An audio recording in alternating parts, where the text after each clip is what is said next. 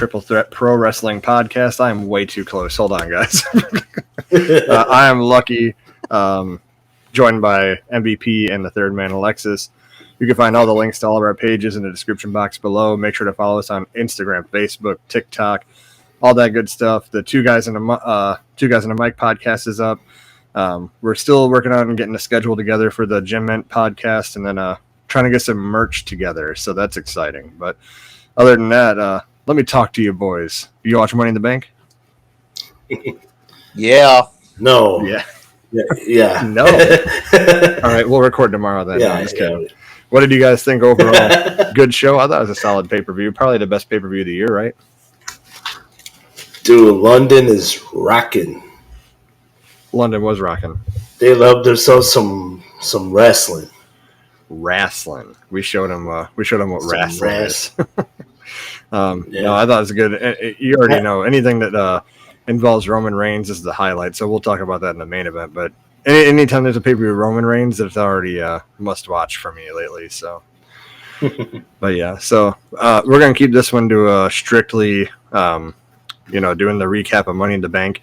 Alexis is moving in it feels like the show Yellowstone. You got no internet or nothing over there, so you're making it work though. Yeah, I'm making it work with the cell phone here. I got my phone propped up by my window. Try to get as much light as possible. So hopefully the listeners will be okay for the listeners, and pretty excited. Episode 7 already. Yeah, isn't that crazy? Yeah. So other than that, if you want to start MVP on the match card, and then we'll go through them match by match. Okay. All right. So first up, they opened with the men's Money in the Bank ladder match. Damian Priest defeating Butch, LA Knight, Logan Paul, Ricochet, Santos Escobar, and Shinsuke Nakamura. It's an interesting. Which one of you called it? Which one you said Damian Priest? That'd be me. I called it. So both of you. I think both of you agreed on that one, right? Well, I think we're all consensus. We wanted LA Knight to win. Yeah. Yeah. But the way Damian Priest was positioned, it made more sense for him to win it. Yeah. I just have to say, LA Knight is the Hansel of wrestling right now. Yeah. He is solid, dude. You get the reference? You get the reference? I'll be honest, no. Like Christian Brandera. It's from Zoolander. Hansel, so hot right now. Hansel. Oh, that makes sense. I don't think WWE expected him to get over. I think he just accidentally got over, and now they don't know what to do. The crowd really likes him. Hey, the last time that happened, CM Punk. That's true. So, yeah. I mean, they got to take advantage. LA Knight has got it all. He can talk. He's got the charisma. He's got the it factor. He can go in the ring. He looks like $1 million. Mm-hmm. I don't think this loss hurts him at all. I mean, that O2 arena was rocking for this match. Yeah. The entrance, they were going crazy for him. I think even Ricochet got a crazy pop, but LA Knight had probably the best pop. Other than John Cena popping Mania for London. Yeah. That was a pretty big ovation. And I think they were overly excited that Cena was there, that, they didn't expect it. But, with the Money in the Bank ladder match, the only thing that I think it was dangerous for Logan Paul and Ricochet to keep, they were trying to do that spot and they botched it, and then they still tried to do it anyway out there open. Like, someone's going to get severely hurt here. Luckily, nothing happened, but yeah. So luckily they didn't get hurt. But other than that, it was probably one of the best Money in the Bank matches I've seen, in my opinion. Well, afterward, they showed Logan Paul's shoulder was pretty bloody. Yeah. Which I'm sure he'll put it all on TikTok and all that about his. I broke my shoulder. I'm going to be out for the count, and then he's back in like a month. Yeah. I mean, he did some crazy stuff for a guy that doesn't do this every day. I mean, frog splash onto the ladders, that Spanish fly with Ricochet. I don't really like Logan Paul. I mean, I guess he's doing the right thing by not liking him as a heel, but I gotta respect his work in the ring. He's a natural when it comes to it. And he wants to do right. I mean, he's not just your run of the mill celebrity. This is the thing they got to go over. Like, he'll lose all the matches. He just likes doing it, and he does it pretty good. So yeah, as much as I hate to say that, I'm not a big Logan Paul guy either. But dude can work. He can do it. I'm sure those paychecks are fat. Oh yeah, just for the exposure they're getting. Oh yeah. What was your best spot match? What do you I like that Prime stuff. The Prime stuff. Oh, what was that? You like? No, I love this Prime stuff. I hate him. Yeah. So Alexis said, "What's your favorite spot of the match?" You go ahead, MVP. Oh, I mean, it would have to be the Spanish Fly. I think another one would be when Damian Priest broke an arrow to Butch off the top of the ladder. Oh yeah. He didn't have to come off of it, but he did anyway. And then he was right back up to go climb the ladder. I thought that was pretty impressive. You just fell on your keister off the top of the ladder. Yeah, no, that was crazy. I did like the Logan Paul frog splash onto Priest. The ladder didn't break, I believe, right? They bounced off, but I mean, it was still a cool looking spot. Priest sold it like he just got shot in the chest. I thought it was a good spot, but that was probably one of my favorite ones. And I knew as soon as LA Knight was going up there that he wasn't going to win. As soon as Damian Priest went up there too, So I don't know. It's a good match. That would be my spot. That was that frog splash. What about you, Alexis? I had two of them. First, that Ricochet 450 off the top rope onto the ladder, sick. Yeah, crazy. That was sick. And, that spot where what's his name? What's the guy's name from LWO? Santos. Oh, Santos Escobar. When he did or was it in the women's Money in the Bank where they did the floating red? I think that was Zelina Vega. Oh yeah, that was the women's one. Yeah, but yeah, that 450 onto the ladder was probably my favorite. And then I love the moonsaults off the ladder, so I got to give Butch some props too. Butch did his thing in that match. Yeah, he did. Oh yeah, for sure. What was the next match? Okay, we got the women's tag team championship match. Liv Morgan and Raquel Rodriguez defeats Ronda Rousey and Shayna Baszler. Like I said in my prediction, who cares?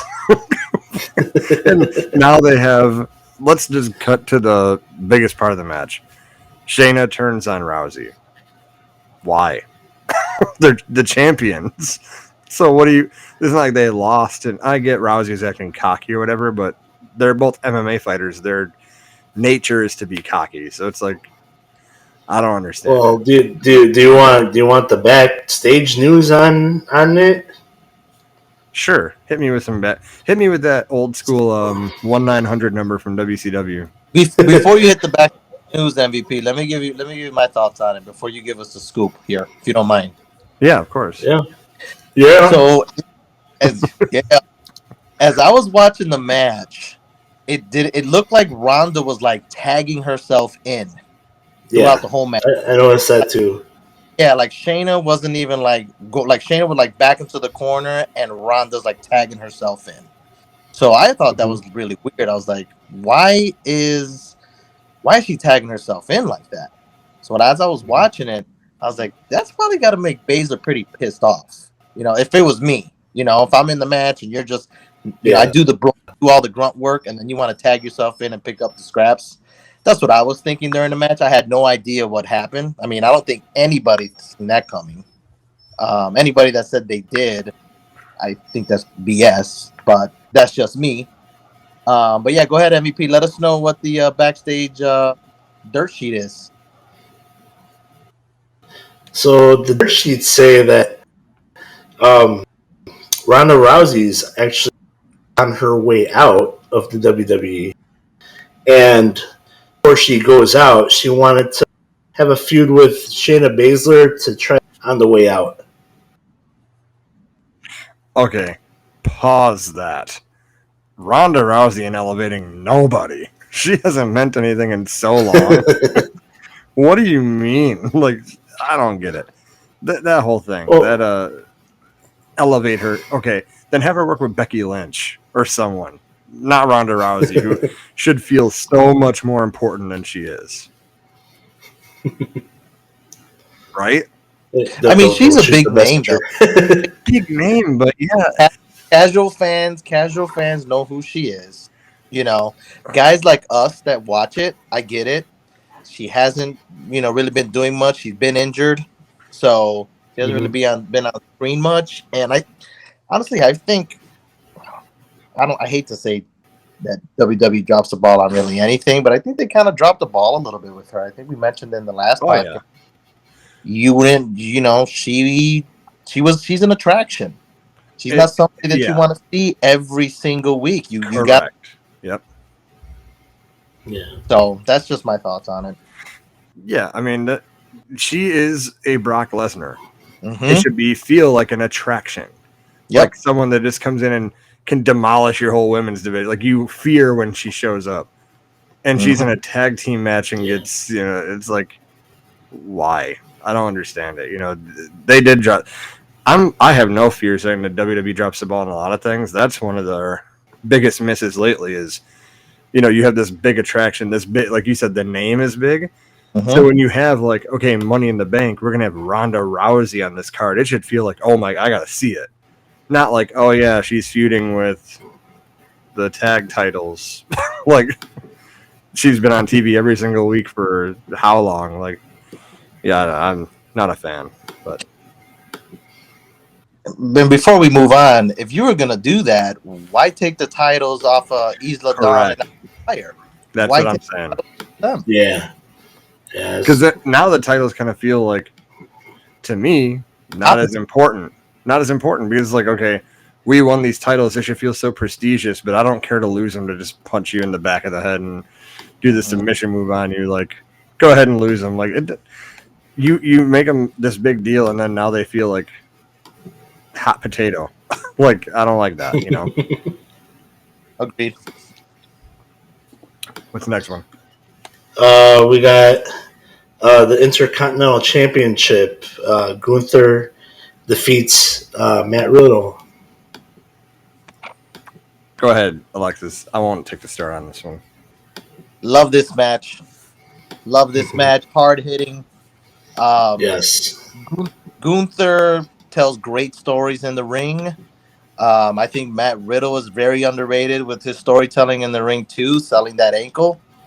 Love this match. Him, Gunther ripping off that tape off the ankle. Love that. Yes. Love that. Man, I think you can't go wrong. You can't go wrong with Gunther. I'd see these guys wrestle again. To be perfectly honest, I think the submission hold is legit, especially with the ankle. I think Matt Riddle doesn't lose anything by submitting. There's no shame in losing to Gunther, and I just love it when he takes off his jacket and Ludwig Kaiser kind of flips it around. Dude, that's I pop big time. Yeah, he looked so accomplished after that. He's like, it's so smooth too. It's so smooth. I love it, but love this match. Love this match. I can see these guys go at it again, no problem. What about you, MVP? Oh, I love the nuances where Gunther was actually taking the tape off of Matt Riddle's ankle to make it seem like, oh, I'm going to hurt you more. Right. Yeah. And then Matt Riddle's selling was on point too. So Matt Riddle's a good worker, and he makes Gunther look good. And while he got when he suffered the defeat, but let's talk about what happens after the match. The return. Everybody Like, I don't know. I don't know what you guys. I was expecting maybe Randy Orton. Yeah, I could see with Riddle, right? But I mean, if you're gonna have Drew McIntyre come back, why wouldn't he show up in the Seth Rollins match? Because now we're going right back to him versus Gunther. So now it seems like the only logical way you go back to that feud after WrestleMania is McIntyre wins the belt off him, and what does he have to gain from that? He should have went after the World Championship, because the only reason you do this is to put the title on Drew McIntyre to put Gunther in the World Heavyweight Championship chase. That's the only reason. True, but I also think they really want Gunther to be positioned ahead of Honky Tonk Man as far as the longest Intercontinental title reign.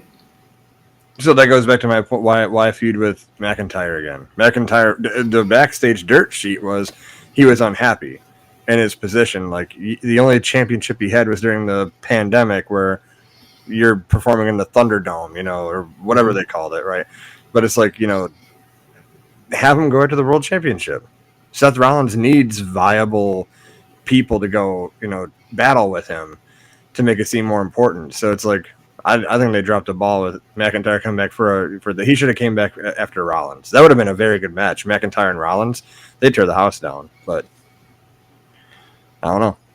Well, this is my take on this. I don't know about you guys, but to me, the Intercontinental Championship, to me right now, means more than that World Heavyweight Championship that Rollins has. I'll agree with that.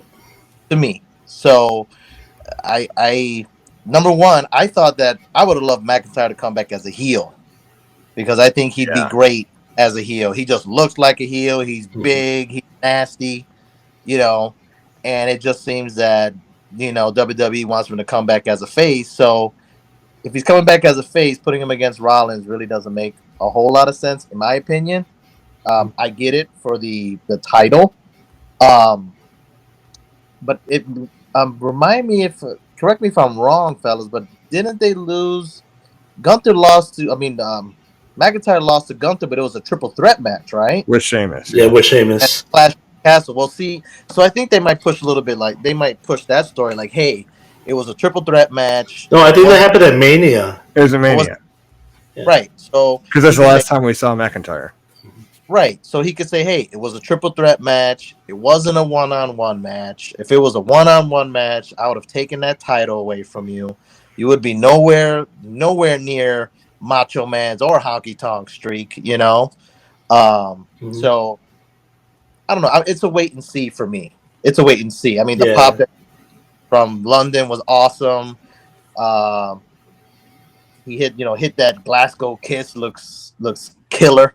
The way he hits it, and then the Claymore has always been an awesome move, one that you can hit on everybody. So we'll see. I'm gonna wait and see on this, but I'm happy to see McIntyre back. Yeah, no, we can. I just want to see him turn heel. Yeah. No, I just want to see him turn heel so he can bring back that sleeveless coat that he used to bring to the ring. Oh yeah, the one he had at NXT when he was the champ. Yeah. No, you said this, Alexis, and it put this thought in my head that he's getting close to Randy Savage and Honky Tonk Streak. WWE is very much about them chasing streaks lately, as you can tell, with Roman streak and all that. So it wouldn't even shock me if they wanted Gunther to beat those streaks too. But I mean, even like you said, then you dropped the ball still anyway. Bring McIntyre back as a heel, because that's the one thing that Raw doesn't have enough of is strong heels to go against Rollins. So that's what should have happened, is he should come back as a heel and went after that title. But whatever, like you said, we'll wait and see see what happens. But either way though, I think we can agree McIntyre and Gunther, they're going to put on a good match. They work very good together. So yeah. All right, next. Cody Rhodes defeats Dominic Mysterio. I wanted Dom to win. I wanted him to win because I thought you're going to bring, with all the surprises with Cena, McIntyre, why not just bring Brock back, attack Cody, and let Dom win that way? Because Dom talking his shit from winning against Cody Rhodes would have been epic. And then that brings you to needing that SummerSlam match. So maybe Brock just couldn't make it or whatever. But if you're not going to do that, if Brock's not going to come back and attack you, then that's the right finish. Cody needs to have a dominant win going into SummerSlam. So not much to say about it. I mean, it's a good match. Cody Rhodes is good in the ring no matter what he does. So it was a good match to watch, you know. And then Cody takes off the cast. He did. Yeah, the facials that Dom has, I think he's just really taking it to the next level with his facials and his storytelling. Like his face when he seen Cody take off that cast was like, oh snap, this guy's gonna kill me, and started running down the ramp, and Cody chased him down. I just think Dom's doing great work. Cody's just doing awesome work. They both look great. I mean, shout out to Mommy. Mommy was looking sexy in that mohawk, whatever hair she had. Mommy was looking good. That title looks good around her. Very good interference outside the ring. I think this was a solid match. Solid match, top to bottom. No complaints here. Yep. Shout out to that London crowd for singing Cody Rhodes' entrance music. Word for word. Yeah. Word for word. Yeah. No, that's... about you, MVP, when we talked about our top 5 entrance musics. I was like, man, this Kingdom, this might be...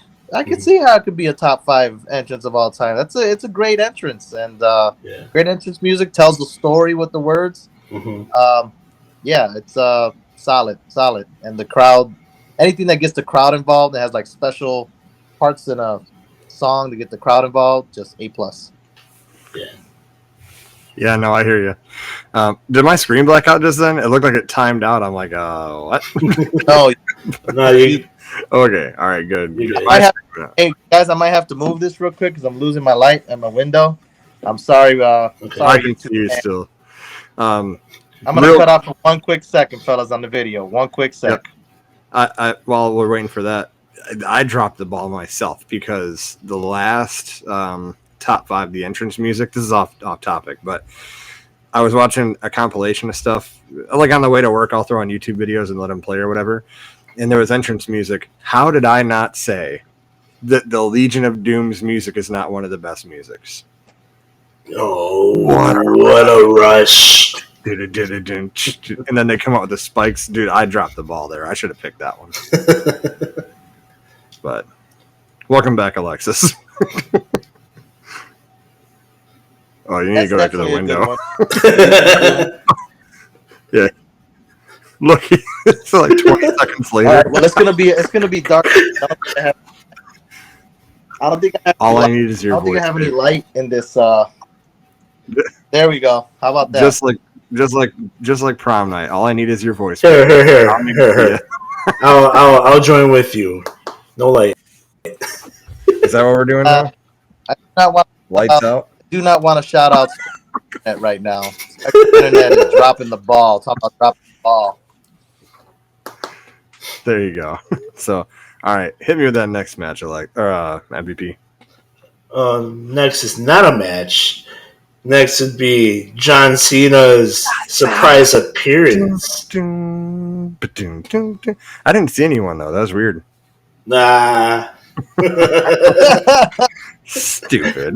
Anyway, that's another one of those entrance music that are, when you hear those trumpets, it's on. Yeah. But actually, off topic. I'm going off topic right now. The MVP's gonna know the John Cena rap album hit different back in the day. I'm just gonna say his rap album. I was bumping that. I bought that. Yeah, I won't lie. I was bumping that. Oh, man. Yeah, so Cena comes back and, hypes up the crowd, gives a little rub to Grayson Waller, but, given that, hype for maybe a Mania there, that crowd was loud. Put the spot on Triple H to deliver. I think that they're planning on it. 2 reasons. One, you don't have Cena tease that and then not pull through. And AEW made it work, right? So yeah, they can make it work. WWE can sell bruh. They can sell Wembley Stadium out for sure, 100%. Without is Wembley in London though? Yeah, it's close.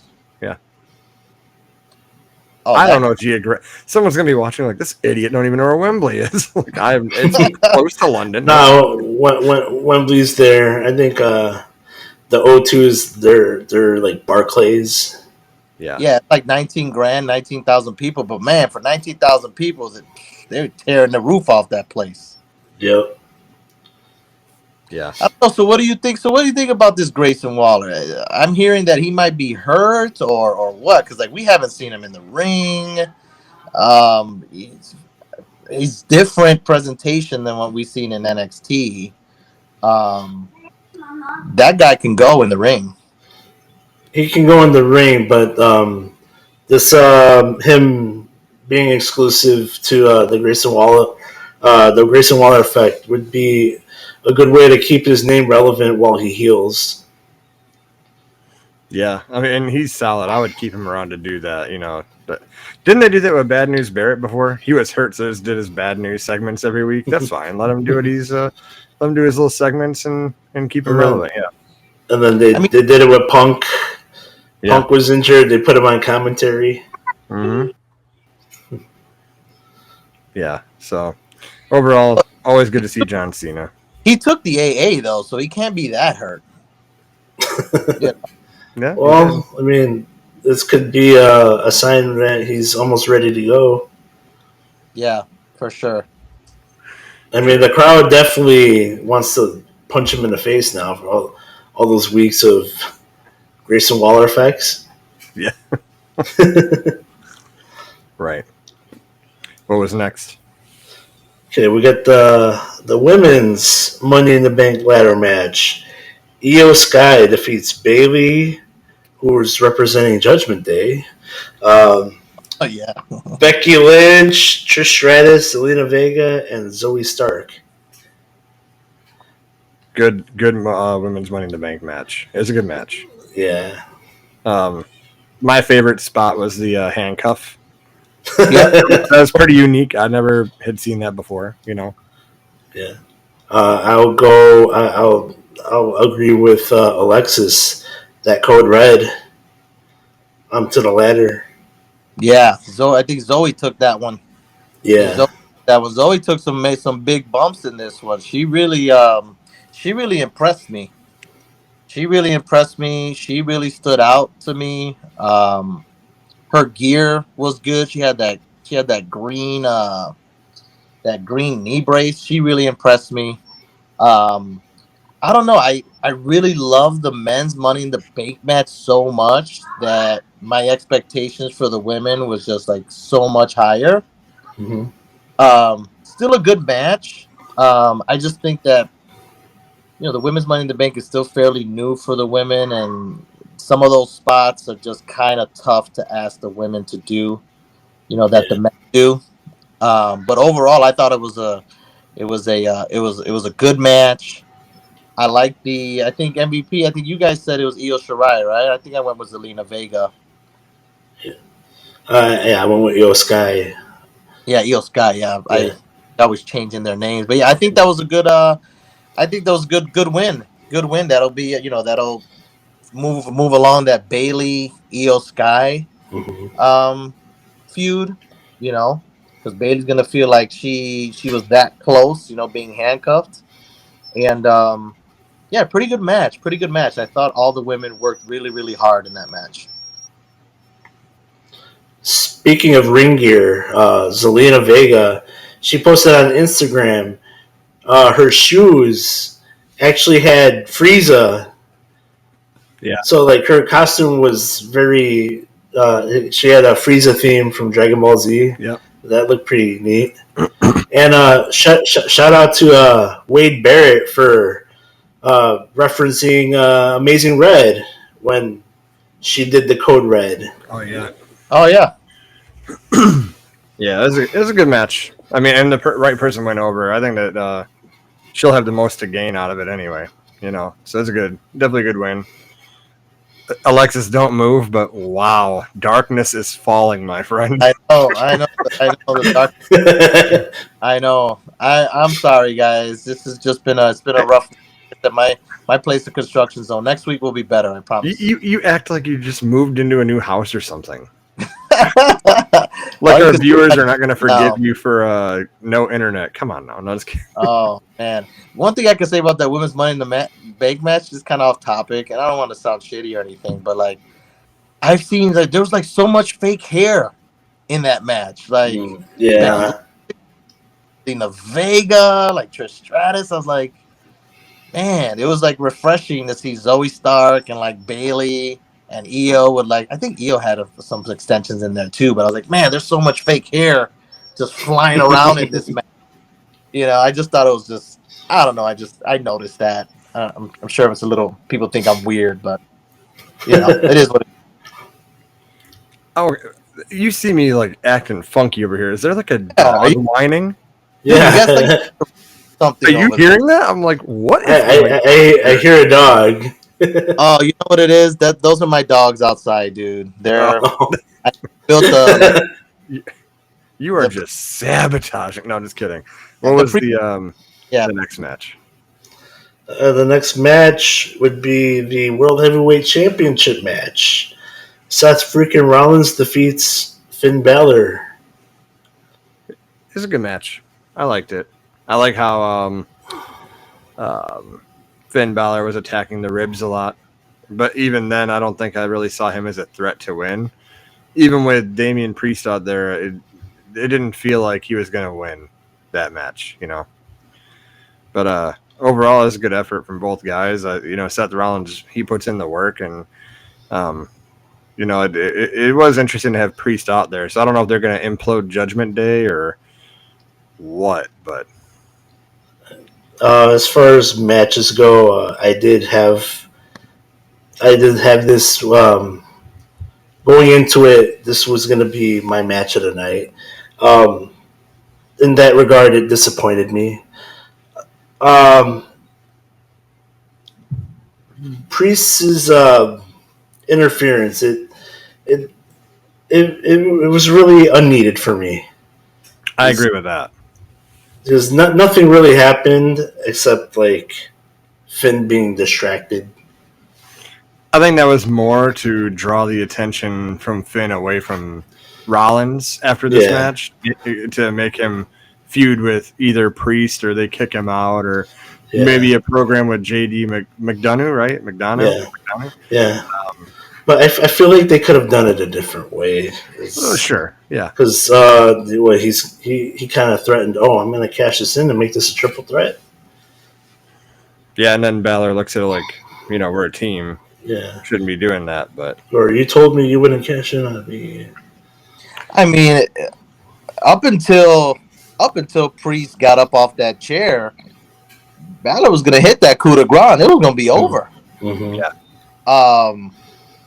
I know, like, we couldn't see Rollins, like, losing, right? Because we follow the product. Yeah. But if it was just a casual person just kind of looking in, they would have been like, oh, this guy in black and purple is a monster. You know, not a super huge guy, but I was, like, I had a little, like, mental note. I think when Rollins was, like, charging up, doing the Hulk Hogan charge up, they said, hey, you want to go? Balor was just laying those knees into those ribs in that corner. And I was like, damn. I said, these guys are like going at it. I'm kind of with you, MVP. I thought it was a solid match. But when you hear Finn Balor and Seth Rollins, like you said, your expectations are just super, super high. So totally. I don't want to say it disappointed me, but I thought that there probably could have been a little bit more. I think we're all in the same boat. Like, it's a good match. It's always going to be solid if Rollins is in there, but... And then they did well considering they only got, like, 12 and a half minutes. Yeah. So, I mean, they did what they had to do, you know, but... not a match it's like, you know, must see, you got to go back and watch it again, you know, so... Yeah. Hit me. All right. Oh, he's ready. Lucky. Bloodline Civil War. Dun, dun, dun, dun, dun. Okay, no, you guys go first. I can't. I couldn't possibly. Go for it. Go for it. It's a great match. Obviously, the storytelling. Yeah. This is my favorite story, and so I think the last time I've been invested in a story this big was when like Nexus ran came in and like did the whole Nexus thing for a while, and this is better than that by far. So this is like for storytelling, this is top notch for me. And then the way they did it was very good. There's a couple moments in the match that are interesting, and you got to go back to SmackDown for this, right? Because Jay and Jimmy Uso say like, you know, there's a tribal chief that's got our vote, and then they kind of throw Solo Sikoa's name in there, and Roman laughs at him. And then you go fast forward to Money in the Bank when he stacks up the Usos and he pins them and they kick out, and he looks just so worried. Like, what am I gonna do? What am I doing? Yeah, Solo's just Solo like just stares at him like, you're weak. Like, what are you doing? Start getting on him. Yeah. I thought that was a really nice planting of the seed because I told Matt, I saw Matt earlier today. He came to my daughter's baptism. I told him earlier, in my opinion, I would love Survivor Series to be Roman versus Solo versus Jimmy Uso versus Jey Uso for the title. Have a real civil war. All four of them for the title. But then, like he said, then we have a problem with Roman, which should have to retain, because if you're going to have Cody Rhodes finish his story, then he has to win that. But that's the future. Current state of this match was very good. I thought that the storytelling was amazing, and having Roman lose for the first time in over 3 years now, that felt like a big deal. It didn't feel like they dropped the ball or anything. And if you watch that video back in slow motion, you know those boys were very emotional backstage. For sure. Because Roman, when he gets pinned, he says, "I love you" to Jay. Like, you can see him mouth the words, "I love you." So he's pretty much like, I got no problem jobbing out to you. Like, I love you. You're my family, It's just such a good story. I can't. 10 out of 10. Would recommend. I just have to go off topic here for a second and say Alexis looks like when they... I've been saying it in my head. When they tease them and they put a match on and they don't know who the opponent's gonna be, and they just put that's what you look like right now, dude. It's like, hey, smile, I can't see you. The creator wrestler icon. So guys, there's decent audio though. There's two of us on the podcast. We haven't unlocked the third guy yet. It's like John Cena. You can't see me. All jokes aside, dude, this match was money. The facials, Jay kicking out of a spear comboed with a Samoan spike. That was sick. I loved when they kicked out and you just see Solo turn back and look. Like, I beg your pardon. Solo looked like a monster in this match, bro. Yeah. They positioned him very good. I wasn't really sold on Solo. Like, when he interfered at, what was it, Clash at the Castle? Never really sold on him. But I think, I agree with you, Lucky. WWE the creative has just done an awesome job just building this guy up to be like a legit monster. He's super believable. He's just leaps and bounds from when we've watched him in NXT. Yeah. But you know who he kind of reminds me of? He kind of reminds me of Taz. How he's like kind of short, but he like was just kind of he's gonna kick your ass. Like, you knew you were gonna get your ass kicked. You get in a match with him. He kind of reminds me of him a little bit. Just quiet. And I think that if Roman does take a break when he eventually loses or splits up the whole bloodline, you should have Paul Heyman represent Solo when Roman's not there. Be his wise man? Well, I mean, he should, because he needs a mouthpiece. I think he's not like the best promo from NXT from what I remember, but he's a monster. You put him with the right mouthpiece and you got another star on your hands. Yeah, he could definitely use a mouthpiece. You can't go wrong with putting Paul Heyman as your mouthpiece. Can't go wrong with that. Yeah. I'm wondering, where's that voice coming from? All I know is when you smile, I see them pearly whites, though.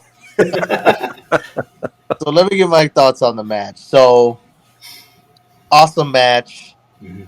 I think it's between this match and the men's Money in the Bank for match of the night. think it's those two, and I don't think any other match is really close. You guys are absolutely right. This definitely should have main evented. Definitely. A lot of callbacks that I seen in this one. The one that I remembered off the top of my head was, do you remember the Hell? Was it the Hell? Roman's first title defense against Jey Uso. It's like a Hell in a Cell. I quit. Yeah, first title defense against Jey Uso. And Jimmy was still injured, but he came out. And Roman kicked out, but with a low blow. Yes. Jey Uso. Yeah. And Jay did the same thing on that spear. Was it the spear or was it or was it no, because they stacked him up on the spike. Yeah, it was that spear. He kicked out with his right shoulder, but it ended up being a low blow. Yeah. So you're bringing that back 3 years. And I remembered that. I don't know if you guys did, but I remember that. I was like, wow, like they are really like telling this story like to a T. And I think Jay hitting him with the Uso splash and pinning him. I mean, I think it's the right call. I know some people are going to say, well, now that you pin Roman after him not losing since December 2019, now when he loses the title, it's not going to mean as much because Jay pinned them in a tag team match. I don't agree with that. I think that Roman needed to get pinned on this one. Yeah. And Jay was the guy that needed to do it. Yeah, I agree because Roman had to get pinned because you've planted so many seeds. Like you're positioning Solo to be this monster that like looked at Roman like he was weak for a second. You can't have him take the pin position like that, especially when you're planting the seed. Like, well, I would like Solo to be our tribal chief. Like, it just made all the sense in the world to, make Roman look like you're not unbeatable. So now I think SummerSlam, it should be Jey Uso versus Roman Reigns for the title in front of a crowd. Because, I mean, they put on they can work when they were main eventing during COVID with this story now, and you put them in front of a crowd, bro, they will buy into every one of Jey Uso's close calls. So that's where I think they need to go. But yeah, it's great storytelling. Ladies and gentlemen, Kimbo Slice has joined the podcast. Oh man! So I don't see this the thing. So now, kudos to WWE because I have no idea where this story goes. So okay, pin him against Jay, right? He's got to beat Jay, right? Like, do you really want to pin Jay because they're white hot right now? I think this is what's so great about this story is that a lot of these stories they say, oh, well, you can see him from a mile away. Some parts of the story you could see in it and predicted it, but like right now, I have no idea where they're going now. Where do they go? What do you guys think? Well, I think that if I'm booking it, let's go. I'll keep it brief because I want to hear what MVP's got to say too. Let's put the pencil in Lucky's hand. Dude, I have had conversations with Matt. We should do that too. We should have another episode of the podcast where we do like how we would book things. But how I would book it now, Jey Uso versus Roman for the title. I would book it this way, that you have Jey Uso win it at SummerSlam because the others will help him. But then maybe Jimmy feels some type of way, like, maybe it should have been me to take him down. Then they feud, right? Jimmy and Jey Uso, which in an interview recently, they said that their dream is to face each other in a WrestleMania match before they retire. So you have them, beef over it. Like, you're champion, but I helped get you there. Like, I super kicked Roman first, Then Solo's in the mix and saying, hey, you guys both acknowledge me as a tribal chief. It should be me that holds that title. And then Roman obviously is the tribal chief. So you bring it to that Civil War at Survivor Series, 4-way match. Then you could have Roman win it back if you want to go face Cody at Mania. But that's how I would book it because I would love to see the four of them against each other. That'd be a true Civil War. Here's the thing. I think Roman has to keep it till Mania and lose it to Cody. You're Jimmy or no Jay being super hot right now. I get that, but we talked about this earlier. Maybe putting a like a secondary title on him. I'm just not sure. Right now, he needs the world title. I think priority wise, I think Cody should finish his story before an Uso is a world champion. I'll debate you real quick. If you're gonna have Cody finish the story, Jay's story began way before Cody was here. Okay, so I mean, that's the position WWE booked him in. There's two stories going on right now. Mm-hmm. Now Sami Zayn was not the guy to take the title, and there was never his story. He was part of the bigger story. It started with Jey Uso falling in line. To have him finally beat Roman for a title, to me, maybe not the universe, would mean more than Cody finishing his story with Roman. That's just me. Here's the thing, though. Cody's story started when he was a little boy. And you need to get a WWE documentary. And Dusty told him about the champion's advantage and how he might have been holding up the World Heavyweight Championship, but he didn't win the World Heavyweight Championship. I don't know. I think you got to figure out a way to get Solo away from Roman, because I think that Jay versus Roman doesn't need a title, in my opinion. That's just me. I just think the story is so good. Doesn't need a title. Just like little off topic, like Bianca and Charlotte doesn't need a title. That's just, you know what I mean? I think Roman and Jay are just in that same boat there. I think the first thing you got to do is get Solo away from Roman, and I don't know really how that's kind of done. It might be Solo kind of turning on Roman, and then Roman's kind of on the island of relevancy all on his own, like they've been teasing. Like these have been teasing. So I think you start there, but I'm stumped, man. I can't wait to tune into Friday Night SmackDown and Monday Night Raw to see what's happening. To be honest, I'm in wait and see mode as well. You know me, I'm tuned in. So are we in agreement? Jimmy is the Marty Jannetty of the Usos. Oh yeah. Oh yeah. I wouldn't. Yeah. Well, he's definitely not Leif Cassidy, so I guess Marty Jannetty would. Yeah, no, it's Jey Uso.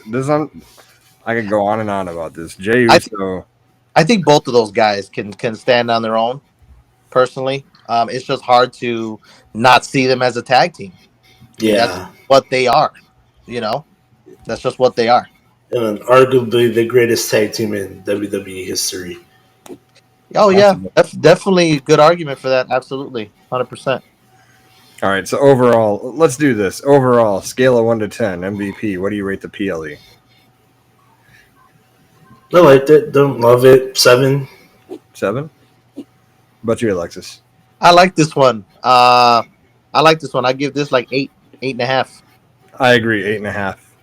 Not a 9. I mean, a couple of things I like to see different, but good storytelling all around during the whole pay-per-view. There's a lot of good stories being told, from Gunther taking the tape off the ankle to Balor attacking the ribs, and they're just stories all over the place. So that's what wrestling entertainment is, right? Is the story you're telling. So I give it 8.5. If Randy Orton returned, it would have got an 8 from me. It would have got a 9 from me. I fully expected him to come back here because they just dropped his new entrance music. Yeah. I'm assuming it'll be his entrance music. Rev Theory dropped Voices, like a remake of it, on Friday, so I fully expected him to come back. But I want to say I read something where Rev Theory was like, yeah, WWE hired us to refresh this theme. Yeah, which it sounds the same, just a little bit more edgy. Mm-hmm. Which it was edgy already, but now it's more edgy. Yeah.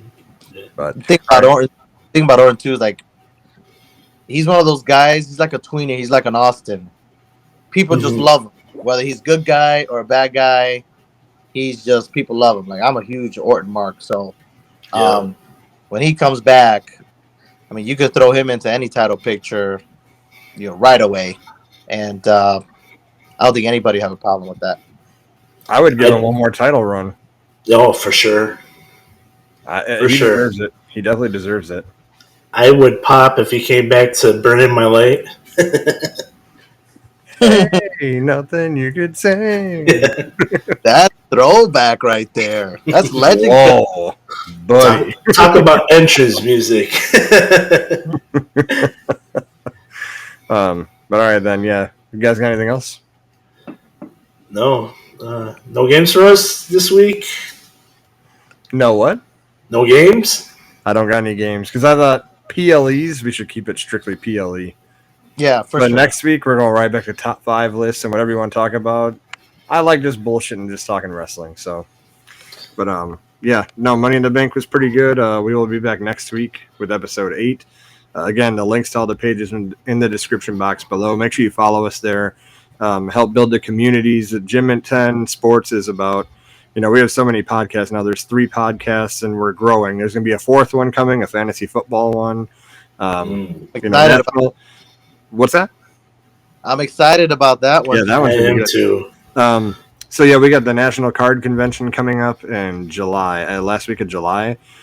Josh from the Gym at 10 podcast, he'll be here, and we'll do a whole bunch of videos from there too. So just getting you guys hyped up for what's to come, and yeah, we'll see you next week. So I will see you boys, and we'll talk some top 5 lists next week. Hopefully we unlock a 3rd member by then. Yeah. All right. Talk to you boys next week. Peace. Bye.